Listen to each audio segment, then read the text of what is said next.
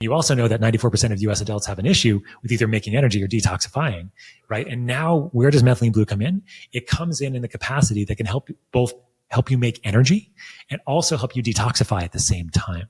So the problem with a lot of things out there is that some things will help you make energy. But if you help just make energy, just like with your pipe analogy, if you don't have the capacity to detox from that, you're going to feel crappy.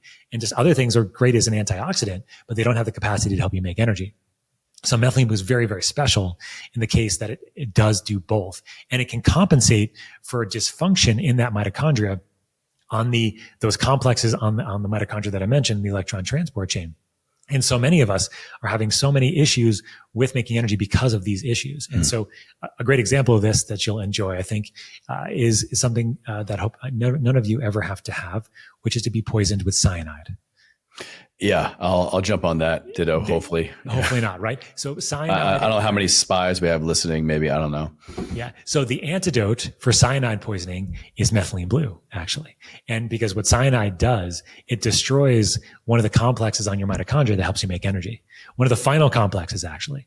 But what methylene blue can do in this case, it actually can bypass that complex. It can throw electrons in different locations. It can help you maintain electron flow, even to a small amount, even with cyanide around.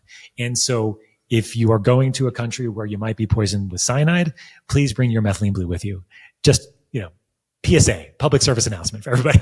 All right, no taken. Adding that to the carry-on for next overseas travel. Yeah, we'll see. Please, yes. I mean, especially for you, Chase. I'm just kidding. I don't know. But the deal there is that because you can compensate for almost any aspect of mitochondrial dysfunction using methylene blue, you have this huge capacity to help a huge swath of people very, very quickly feel better from a energy production and detoxification perspective. So less brain fog, more energy, better attention, better musculoskeletal function, less pain in your muscles and your joints.